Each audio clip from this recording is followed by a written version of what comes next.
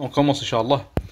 Alhamdulillahi Rabbil Alameen, wa salatu wa salamu ala Rasulillah, wa ala alihi wa sahbihi wa man walah, amma ba'd, assalamu alaikum wa rahmatullahi wa barakatuh. Donc on avait fini le dernier cours en parlant du iman, la foi, et ses trois composants. Aujourd'hui, Inch'Allah, on va parler d'un autre sujet, et on va essayer de finir le livre aujourd'hui. Normalement, Inch'Allah, ça sera possible, il reste pas beaucoup de pages, il reste à peu près 3 pages.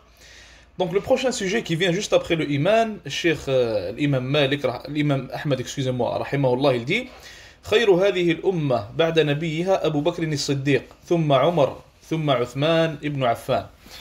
Donc le titre du sujet c'est quoi? Il dit que la meilleure de cette umma après le prophète alayhi salatu wassalam c'est Abu Bakr. Le meilleur après Abu Bakr c'est Omar, le meilleur après Omar c'est Uthman radiyallahu anhu. Et c'était ça en fait la classification que donnaient les compagnons radiyallahu anhum, comme on va le voir. Donc les compagnons du prophète alayhi salatu wassalam radiyallahu anhum, même pendant la vie du prophète alayhi salatu wassalam, même de son vivant, ils disaient que les meilleurs après lui c'était Abu Bakr premièrement, Omar deuxièmement et Uthman radiyallahu anhu troisièmement. Donc il continue ici en disant وَخَيْرُ هَذِهِ الْأُمَّةِ بَعْدَ نَبِيِّهَا أَبُو بَكْرٍ الصِّدِّيقِ. Il dit le meilleur de la umma après son prophète c'est Abu Bakr, ثم عمر après عمر, ثم عثمان après عثمان. Il dit نقدم هؤلاء الثلاثة كما قدمهم أصحاب رسول الله صلى الله عليه وسلم لم يختلفوا في ذلك. Il dit nous donnons précédence à ces trois-là comme l'ont donné les compagnons du prophète radiyallahu anhum wa alayhi salatu wassalam. Il a dit que les compagnons du prophète avaient un consensus sur cela. Donc ils ont consenti sur le fait que le meilleur c'est Abu Bakr, et juste après lui on a Omar, juste après lui on a Uthman. Donc maintenant une personne pourrait se demander à propos de Ali radiyallahu anhu, il faut savoir que Ali, les compagnons du prophète radiyallahu anhum n'avaient pas consenti sur lui. Mais la plupart ont dit que c'était lui qui allait être khalifa, et c'est lui qui est devenu khalifa après Uthman radiyallahu anhu. Alors que pour ce qui est des trois qu'on vient de nommer, Abu Bakr, Uthman et Omar, ces trois-là, il faut savoir que comme on a dit, même du vivant du prophète alayhi salatu wassalam, tout le monde savait que c'était ça leur classification. Abu Bakr, Omar, après Uthman. Donc il continue en disant ثم بعد هؤلاء الثلاثة أصحاب الشورى الخمسة. Il dit que juste après ces trois-là, la classification après ces trois-là, c'est qui? C'est les 5 qui faisaient partie de Majlis al-Shura. Majlis al-Shura, c'est quoi? C'était, si on peut appeler ça comme ça un peu, c'était les compagnons du prophète radiyallahu anhum, qui faisaient partie de la légion, si on peut traduire ça comme ça, wallahu a'lam, qui en fait faisaient les choix après la mort du prophète sallallahu alayhi wa sallam. Donc on avait 5 autres personnes, plus ces trois-là, qui s'assoyaient et qui faisaient en fait les choix pour la communauté, pour la umma du prophète alayhi salatu wassalam. C'était eux, si on peut dire ça comme ça, les têtes. De nos jours, on a des ministres, on a des présidents. En fait, dans le temps, on avait quoi? On avait le khalifa et on avait ces gens-là qui étaient avec lui, qu'on appelle ashab al-shura, les gens de la shura. Donc les 5 qu'on va nommer après, c'est qui? C'est premièrement, on a Ali radiyallahu anhu. Juste après lui, on a Talha, après on a Zubayr, après on a Abdurrahman ibn Auf, et on a Sa'd radiyallahu anhum. Donc les 3 premiers, c'est ceux qu'on a nommés au début, Abu Bakr, Omar, Uthman. Juste après, on a les 5 qui font partie de Ashab al-Shura, des gens de la Shura. Ali, Talha, Zubayr, Abdurrahman ibn Auf et Sa'd. Et il dit, kulluhum yasluhu lil khilafa. Il dit, et ils sont tous aptes à être califes. Même les 5 qui sont venus après eux, ils sont aptes à être califes aussi, radiyallahu anhum, wa kulluhum imam. Et chacun d'entre eux est un guide pour la umma, un guide qui peut être suivi, car ils étaient tous sur la bonne voie, radiyallahu anhum. Il dit, وَنَذْهَبُ فِي ذَلِكَ إِلَى حَدِيثِ ibn Umar radiyallahu anhu. Et il dit, on se base sur ce qu'on a dit, sur la parole d'Ibn Umar radiyallahu anhu, dans laquelle il a dit, كُنَّا نَعُدُّ ورسول الله صلى الله عليه وسلم حي وأصحابه متوافرون أبو بكر ثم عمر ثم عثمان ثم نسكت. Il a dit que pendant que le prophète alayhi salatu wassalam était vivant et que ses compagnons étaient vivants aussi et ils étaient en grand nombre, il a dit on classifiait premièrement Abu Bakr comme le meilleur de la umma, puis après Omar, puis après Uthman, puis après on se taisait. Donc c'est de là qu'on tire ce qu'on vient de dire. Les 3 premiers, on a dit que la umma a consenti sur eux, et comme le fils de Omar radiyallahu anhu nous dit, pour ce qui est de ceux qui sont venus après dans la classification, alors ce n'était pas par consensus. L'imam rahmatullahi alayhi il dit ثم من بعد أصحاب الشورى أهل بدر من المهاجرين. Il dit après les gens de la Shura qu'on vient de citer, c'était qui les meilleurs en classification? C'est les gens qui ont participé à la bataille de Badr et qui faisaient partie des muhajirin. Et après, on a qui? On a Ahlul Badr min al-Ansar, qui faisait partie des Ansar. Petit rappel, Al-Muhajirun, c'est qui? Ce sont ceux qui ont émigré avec le prophète alayhi salatu salam vers Al-Medina. Et l'Ansar, ce sont qui? Ce sont les gens qui habitaient déjà à Medina et qui sont devenus musulmans et ont accueilli le prophète alayhi salatu salam et le Muhajirin. Ils les ont tous accueillis, radiyallahu anhum. Donc ici, l'imam Ahmed, il nous dit quoi? Qu'après ces personnes qu'on vient de citer, les meilleurs en classification, ce sont premièrement les gens qui ont participé à Badr, qui faisaient partie de l'Muhajirin. Juste après eux en classification, on a qui? On a les gens qui ont participé à Badr, sauf que cette fois on parle des Ansar, radiyallahu anhum. Car il faut savoir que nous donnons précédence aux Muhajirin avant les Ansar, radiyallahu anhum. Et ça c'est dû à certaines hikam, c'est dû à certaines sagesses. Par exemple, il faut savoir que les Muhajirin, radiyallahu anhum, ils ont souffert avec le prophète alayhi salatu salam. Ils ont accepté le message pour la plupart d'entre eux ou pour beaucoup d'entre eux dès le début de l'islam. Ils ont été torturés pour beaucoup d'entre eux aussi avec le prophète alayhi salatu salam. Donc ils sont devenus musulmans dès le début et en plus ils ont beaucoup plus souffert que l'Ansar. Pour ça qu'on leur donne précédence. Et en plus de ça, ils ont fait la hijra. Ils ont émigré de leur terre jusqu'à Al-Medina où ils n'avaient rien. Ils ont tout laissé derrière eux. Ils ont laissé leur famille pour certains d'entre eux. Ils ont laissé leur richesse. Ils ont laissé leur maison. Donc ce n'est pas pour rien qu'on leur donne précédence. Radiyallahu anhum. Il dit après على قدر الهجرة السابقة أولا فأولا. Il dit ici, et ça c'est un truc important, il dit plus une personne a fait la hijra proche du moment où le prophète alayhi salatu salam l'a fait, alors plus cette personne aura un haut statut. Et plus une personne a retardé sa hijra après le prophète alayhi salatu salam, alors moins son statut sera haut plutôt. Et ça s'applique aussi pour l'islam d'une personne. Il faut savoir que plus une personne est devenue musulmane au début de l'islam, dans les débuts où c'était dur, il y avait beaucoup de torture, il y avait beaucoup de mal, il y avait beaucoup de choses à endurer, alors plus le statut de cette personne-là sera haut. Et plus cette personne elle a accepté l'islam en retard, alors moins son statut sera haut. Bien sûr, il y a des exceptions. Il continue en disant ثم أفضل الناس بعد هؤلاء أصحاب رسول الله صلى الله عليه وسلم. Il dit puis les meilleurs des gens après ceux-là sont les compagnons du prophète alayhi salatu wassalam al-qarnu alladhi bu'itha fihim. Il dit la génération dans laquelle il a été envoyé en tant que prophète sallallahu alayhi wa sallam. Donc maintenant il va commencer à parler des générations qui sont venues après aussi. Ici ce qu'il veut nous dire c'est que la meilleure des générations à avoir vécu c'est la génération du prophète alayhi salatu wassalam, la génération des compagnons radiyallahu anhum. Et ce qu'il veut nous dire ici l'imam Ahmad rahimahullah c'est qu'ils sont meilleurs que les générations qui sont venues après eux. Donc les sahaba ils sont meilleurs que tabi'in, tabi'un ils sont meilleurs que atba' tabi'in et c'est comme ça que ça marche. Pour ce qui est de ceux qui sont venus après atba' tabi'in, est-ce qu'ils sont nécessairement meilleurs les uns que les autres dû au fait qu'ils sont venus avant une autre génération venue après eux? Alors dans ce cas-ci, il faut savoir que ce n'est pas obligatoire qu'ils soient meilleurs. C'est vraiment surtout les trois premières générations car on a un nas là-dessus, on a une preuve qui nous dit cela. La preuve c'est le hadith du prophète alayhi salatu salam, il a dit la meilleure des générations est la mienne, puis celle qui vient après eux, puis celle qui vient après eux. Donc ici le prophète alayhi salatu salam nous dit clairement que la meilleure des générations c'est sahaba, puis après at-tabi'un, puis après atba' at-tabi'in.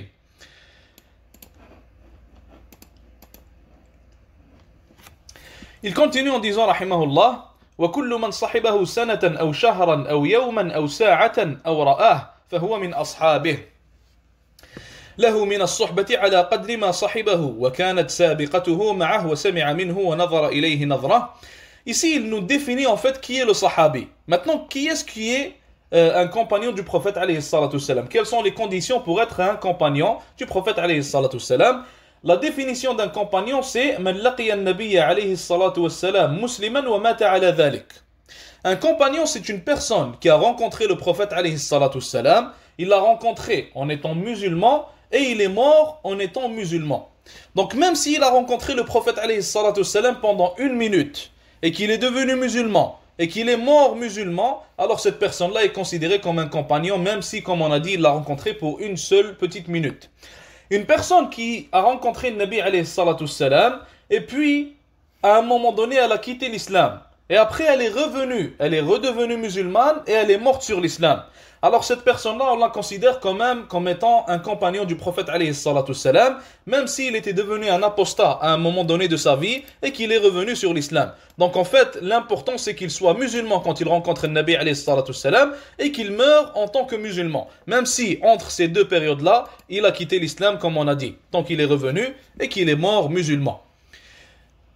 Et la définition d'un tabi'i, c'est la même chose, mais avec les compagnons radiyallahu anhum. Donc un tabi'i, c'est une personne ayant rencontré un compagnon, même si ce n'était que pour une minute, il l'a rencontré en étant musulman et est mort sur cet état-là. Même chose pour atba' at-tabi'in. Donc il continue rahimahullah en disant فَأَدْنَاهُمْ صُحْبَةً هُوَ أَفْضَلُ مِنَ الْقَرْنِ الَّذِينَ لَمْ يَرَوْهُ. Il dit que la personne qui a le moins vu le prophète alayhi salatu salam et qui était le plus loin de lui parmi les compagnons du prophète radiyallahu anhum est meilleur que toute la génération qui vient après lui. Même si la génération qui est venue après lui a fait beaucoup plus de bonnes actions que lui. Par exemple, maintenant, on va dire qu'il y a une personne qui a rencontré un Nabi alayhi salatu salam pour seulement 30 minutes. Et puis après, il ne l'a jamais revu. Alors cet homme-là est considéré comme un sahabi radiyallahu anhu. Imaginons maintenant que dans la génération après Sahaba, il y a un homme qui faisait beaucoup plus d'adoration que cet homme-là, qui faisait beaucoup plus de bien, qui priait plus, qui se levait la nuit, qui faisait beaucoup plus de bonnes choses que cette personne-là. Alors l'imam Ahmad rahimahullah, il te dit que tant que l'autre personne c'est un compagnon radiyallahu anhu, alors il sera à jamais meilleur que celui qui est venu après lui, juste dû au fait qu'il est un compagnon du prophète sallallahu alayhi wa sallam.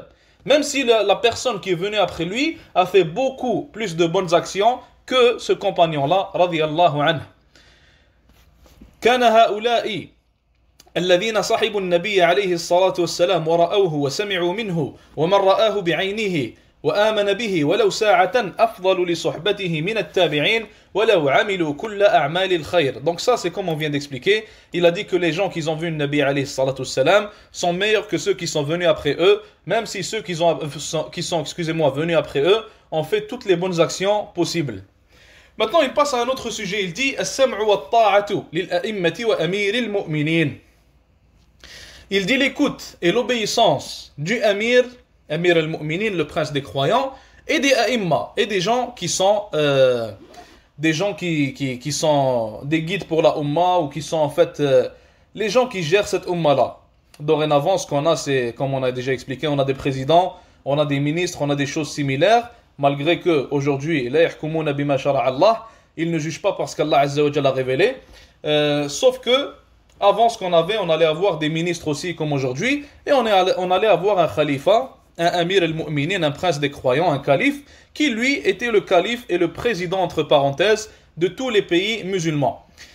Donc ici, nous allons voir, Inch'Allah, ce sujet-là. Qu'est-ce qu'on doit à ces gens-là? Qu'est-ce qu'on doit aux gens qui gouvernent les musulmans? Il dit, rahimahullah, والسمع والطاعة للأئمة وأمير المؤمنين البر والفاجر ومن ولي الخلافة. Il dit que nous devons écouter et obéir aux a'imma, aux gouverneurs des musulmans, et aux princes des croyants, qu'ils soient bons ou qu'ils soient mauvais. Nous devons écouter et obéir à tous ceux qui sont des califes. Maintenant, premièrement, la première des choses que nous devons voir, c'est comment est-ce qu'une personne peut devenir calife. Il faut savoir qu'il y a trois manières pour qu'une personne soit considérée comme le khalifa, comme le prince des croyants. La première manière, c'est que les gens qui font partie, comme on en a déjà parlé, de Majlis al-Shura, de la légion des gens qui décident et qui font les choix pour les musulmans, ces gens-là décident qu'une personne va devenir le prince des croyants. Ça, c'est la première manière. Si ces gens-là décident qu'une personne devient le prince des croyants, alors cette personne est considérée comme le prince des croyants.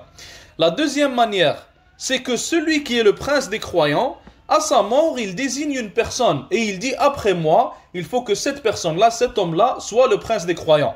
Alors cette deuxième manière-là est aussi valide, la personne est considérée comme le prince des croyants si cela arrive.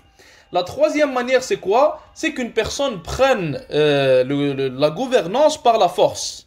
Une personne se rebelle par exemple, il prend la gouvernance par la force, il devient lui-même le prince des croyants, alors dans ce cas-ci, encore une fois, c'est considéré comme valide, même si son action peut être considérée comme un péché dans certains cas, le fait qu'il est le prince des croyants reste quand même valide et nous devons quand même le voir comme cela s'il a gagné et qu'il a pris la place de celui qui était avant lui.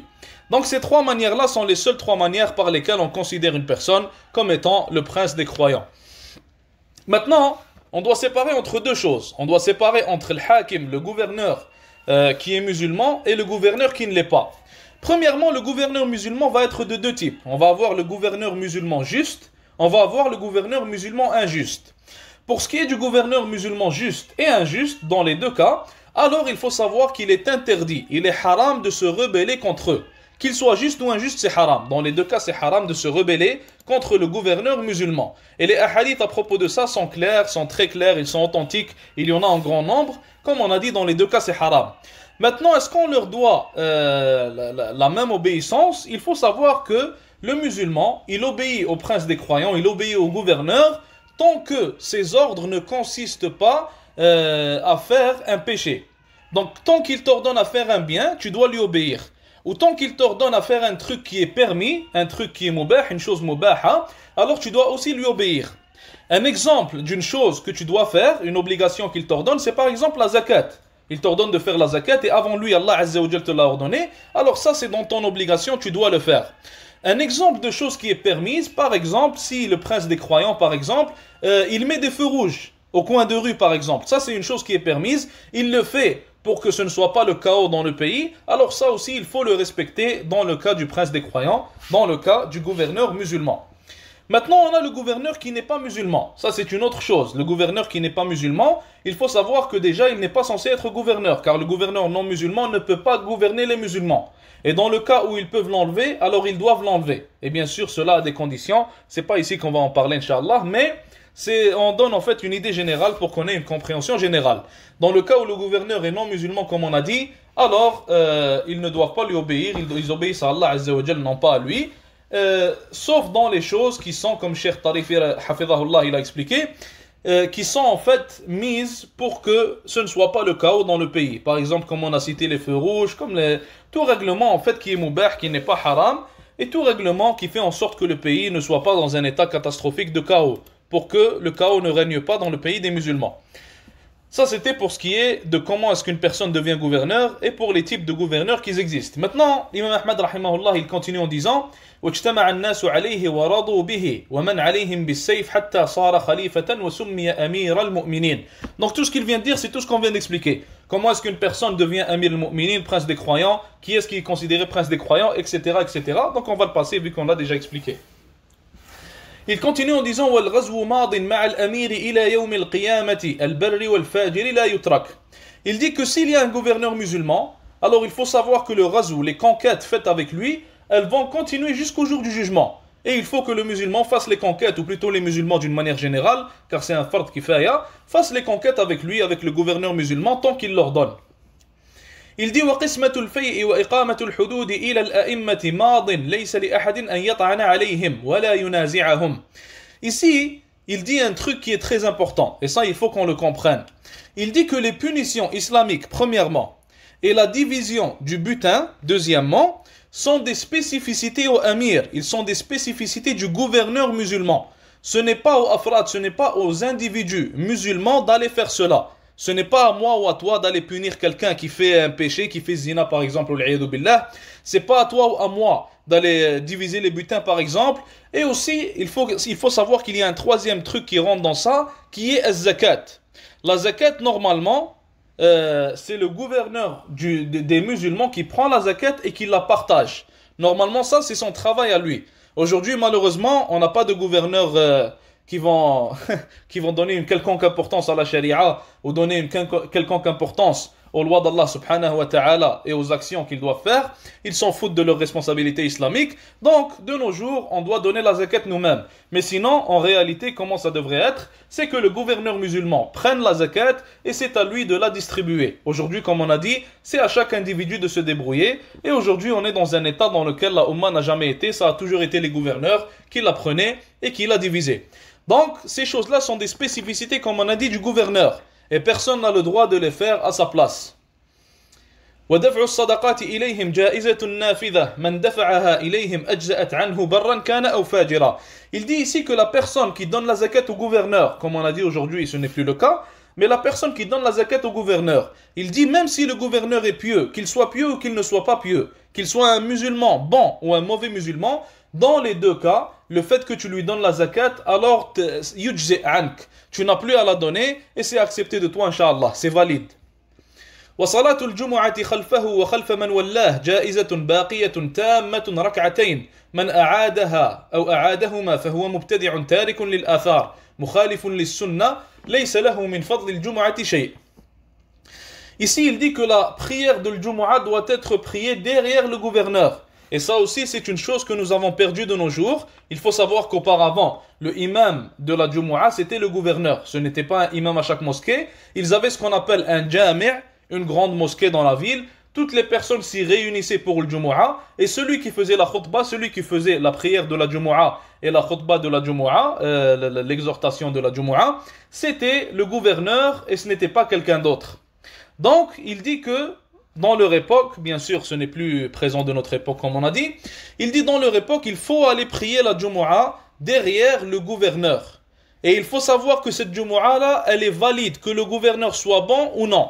Que le gouverneur soit un bon musulman ou un mauvais musulman. Dans tous les cas, la prière, elle est valide. Sauf dans un seul cas.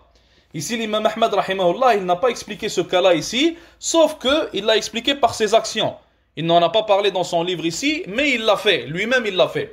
L'imam Ahmad, rahimahullah, il te dit dans ce livre-là qu'il faut prier derrière l'imam, derrière le gouverneur, et ne pas délaisser la prière derrière lui. Sauf que l'imam Ahmad, rahimahullah, lui-même, il refaisait la prière de Isha, si je me rappelle bien, Wallahu a'lam, quand il l'a prié derrière un certain gouverneur. Donc, ce qu'on tire de ça, c'est que quand un gouverneur est mécréant, quand un gouverneur n'est plus considéré comme musulman, alors dans ce cas-ci, il faut refaire la prière, même si tu l'as pris derrière lui. Ou alors il faut essayer de ne pas la prier, excusez-moi, derrière lui. Dans le cas de l'imam Ahmed, le gouverneur dans son temps, ce qu'il faisait, c'est qu'il disait que le Coran était créé. Et ça, on en a déjà parlé, ça c'est un qawl kufri. Cette parole-là relève de la mécréance, la personne qui croit ça n'est pas musulman. Et c'est pour ça que l'imam Ahmed, rahimahullah, il délaissait, ou plutôt il faisait la prière derrière lui, et il la refaisait, pour ne pas avoir de problème.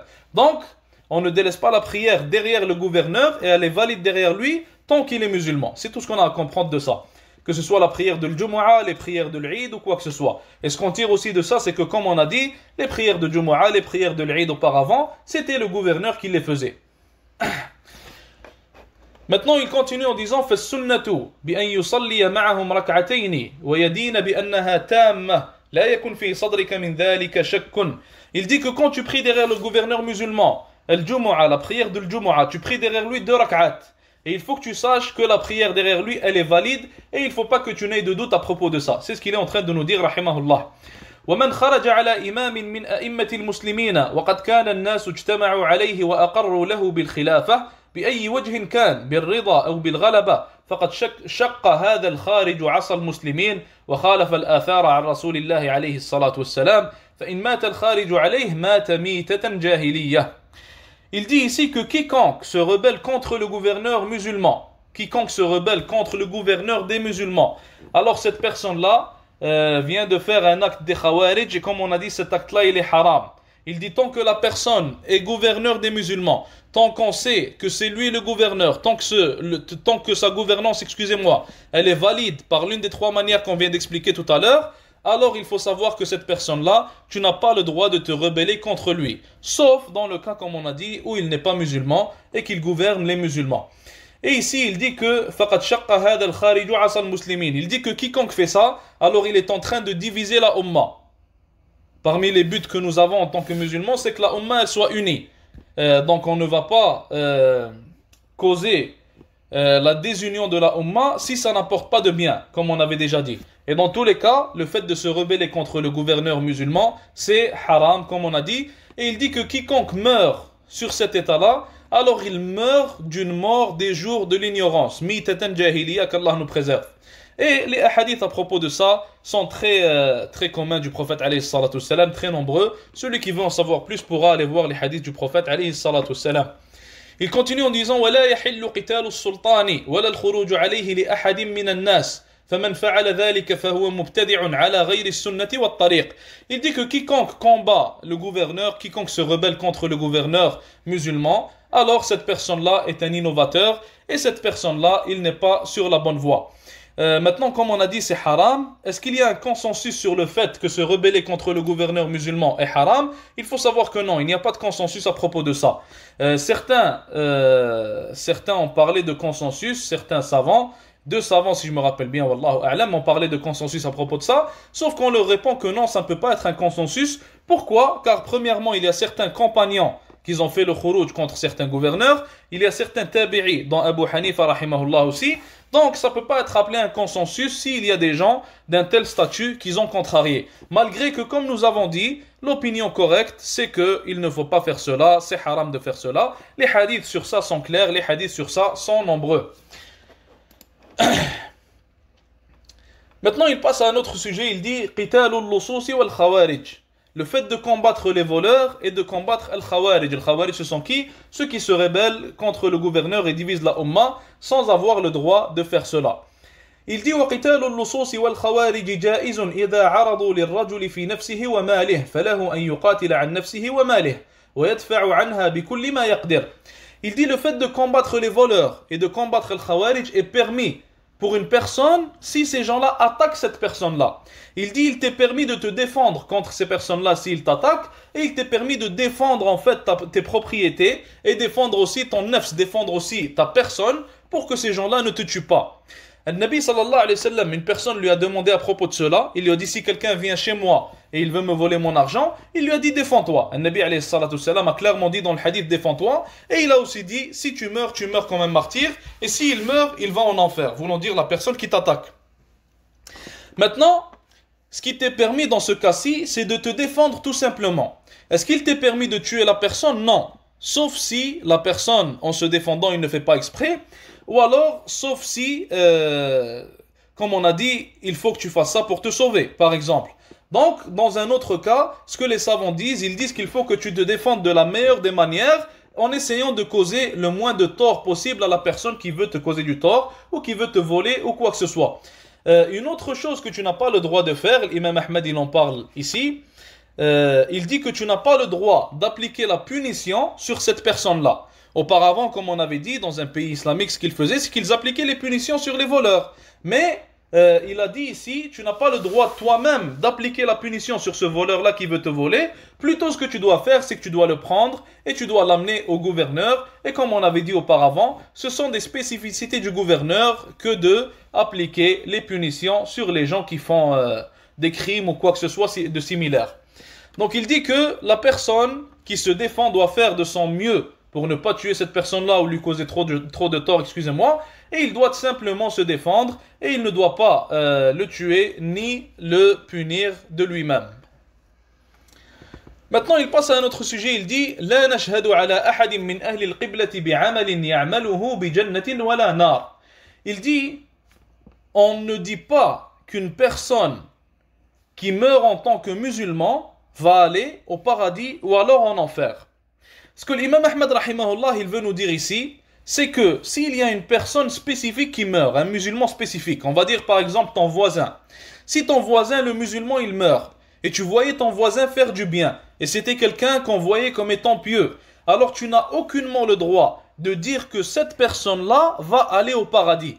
Même si tu le vois mourir en état de soujoud, même si tu le vois mourir en état de prosternation. Pourquoi? Car le seul qui peut savoir réellement ce qu'il y a dans les cœurs, c'est Allah subhanahu wa ta'ala et personne d'autre. De même pour la personne qui meurt sur un péché ou qui meurt en faisant du mal, tu ne dis pas cette personne, ce musulman-là, faisait beaucoup de mal dans sa vie, alors il va en enfer. Plutôt, la seule chose qu'on peut dire, c'est que tous ceux qui meurent en étant musulmans vont aller au paradis, car Allah Azza wa Jalla l'a dit comme ça, et tous ceux qui meurent en étant mécréants vont aller en enfer. On le dit de manière générale, sans spécifier une personne spécifiquement comme on a dit. On a simplement le droit de dire cela d'une manière générale. Imam Ahmad rahimahullah il dit نرجو للصالح ونخاف عليه ونخاف على المسيء المذنب ونرجو له رحمة الله. Il dit nous espérons la miséricorde d'Allah subhanahu wa ta'ala pour le pieux et on a peur pour lui de l'enfer Et aussi, on a peur pour celui qui est mort en tant que pécheur, et on lui espère aussi la miséricorde d'Allah subhanahu wa ta'ala et son pardon. Donc c'est ça en fait la position du musulman sur les musulmans qui meurent.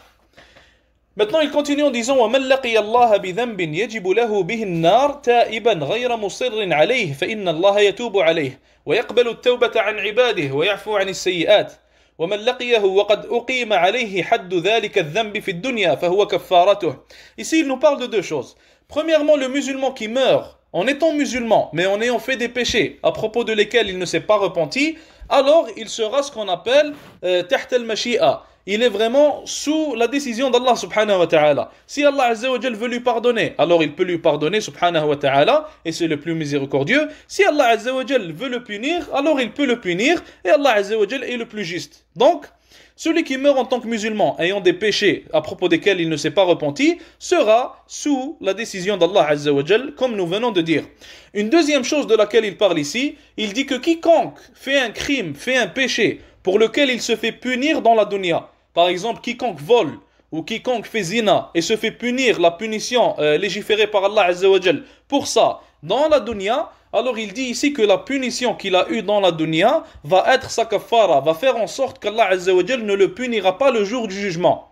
Donc quiconque se fait punir dans la dunya n'aura pas de punition pour ce péché-là, pour lequel il s'est fait punir dans la dunya, dans la akhira.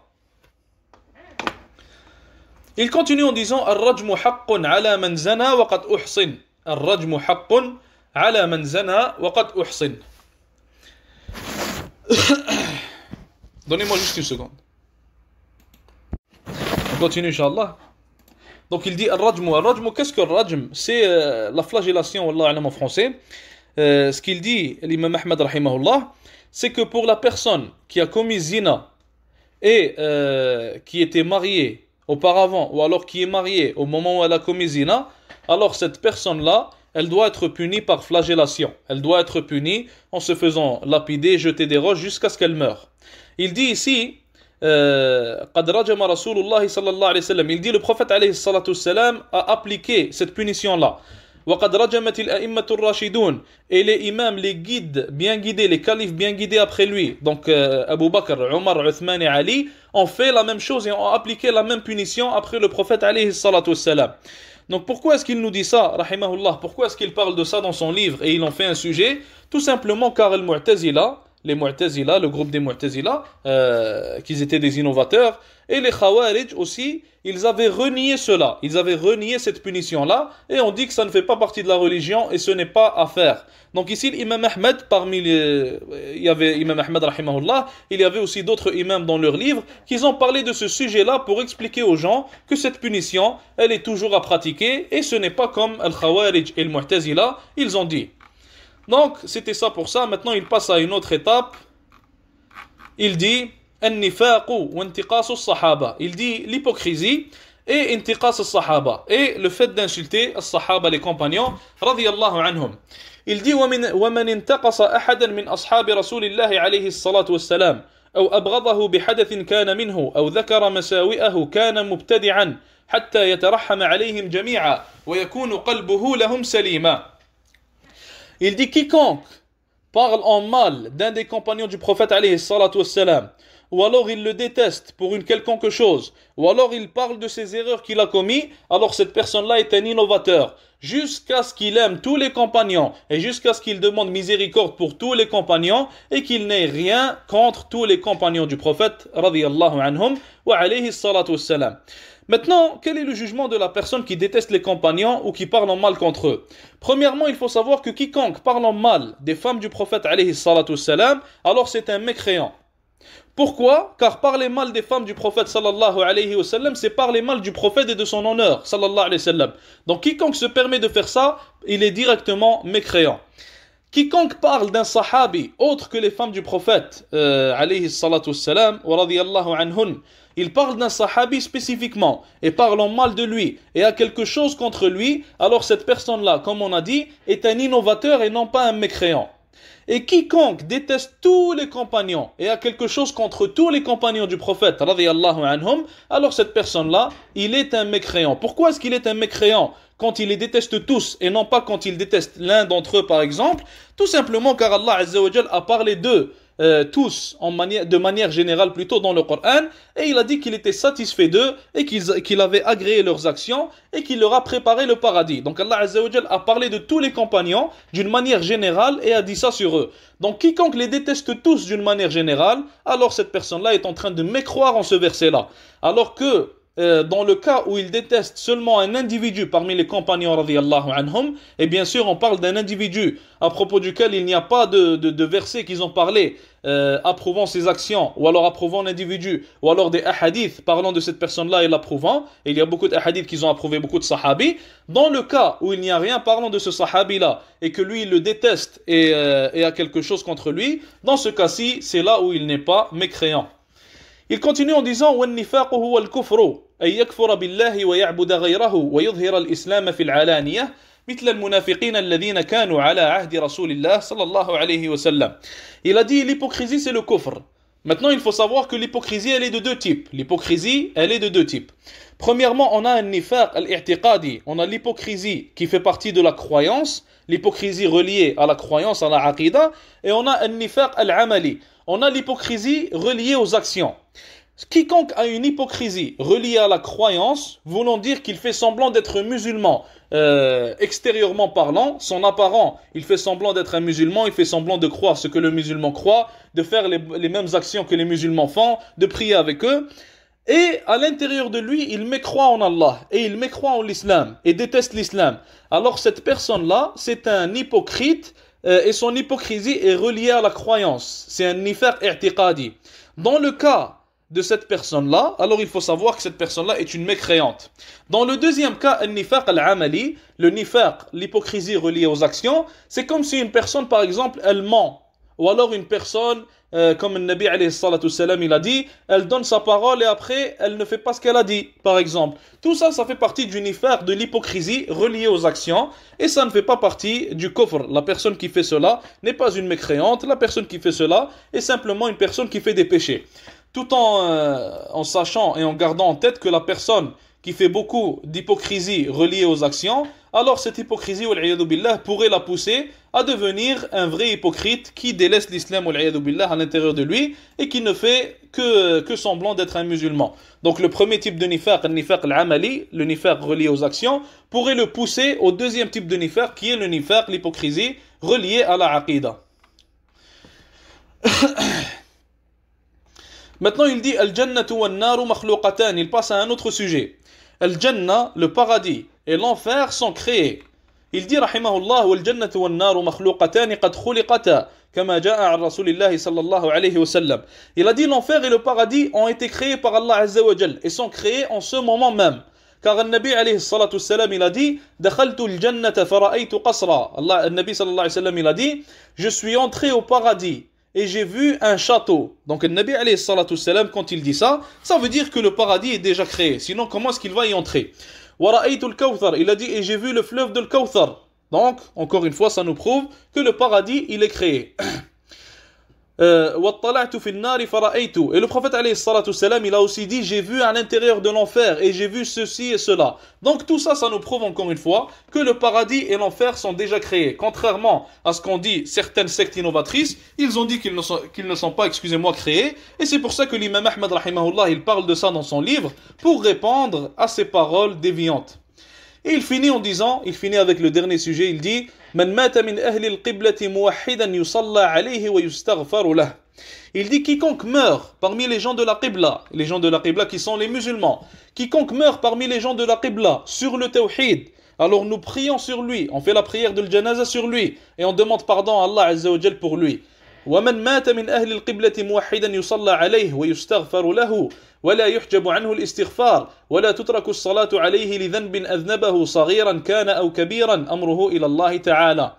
Il dit nous prions sur lui, même s'il faisait des péchés, même s'il faisait des grands péchés ou alors des petits péchés, nous ne délaissons jamais la prière sur quiconque qui meurt en étant musulman, rahimahumullah, et nous ne délaissons jamais l'istighfar, la demande de pardon pour eux, rahimahumullahu ta'ala. Donc maintenant, Ça, c'est une chose importante. Quiconque meurt en étant musulman, quiconque meurt n'ayant pas de shirk, ne commettant pas de shirk, alors n'oubliez pas, mes frères et mes sœurs, de demander pardon à Allah Azza wa Jal pour eux, car ils en ont besoin, tout comme on en a besoin, et de prier sur eux, d'essayer d'être au maximum présent pendant les prières de janaza sur les musulmans, rahmatullahi alayhim. Le seul cas où une personne peut délaisser la prière sur un musulman, même s'il meurt sur l'islam et ne meurt pas sur le shirk, même s'il meurt sur le tawhid, c'est dans le cas où la personne était un grand pécheur par exemple, et une personne ayant un haut statut, un cheikh ou un grand imam par exemple, délaisse la prière sur lui pour que les autres pécheurs aient peur et que ce soit une forme de da'wa pour eux, pour faire en sorte que ces gens-là reviennent à la religion, reviennent au repentir et délaissent les péchés qu'ils ont faits. Et il faut savoir que certains salafs ont fait ça, certains salafs ont délaissé la prière sur certains musulmans pécheurs, sur certains foussards, pour que les autres musulmans pécheurs soient en fait exhortés par cela et délaissent ces mauvaises actions-là. Alhamdulillah Rabbil Alamin, avec ça on a fini le livre, on a parlé du dernier sujet et toute la grâce revient à Allah subhanahu wa ta'ala. S'il y a une quelconque erreur ou un quelconque taqsir, alors ça vient de moi, et s'il y a un quelconque bien, ça vient toujours d'Allah subhanahu wa ta'ala et de personne d'autre. Jazakumullah khair. Bientôt nous allons annoncer quand sera l'examen, probablement dans 2-3 jours insha'Allah ta'ala. Wassalatu wassalamu ala rasulillah wa ala alihi wa sahbihi wa man wala.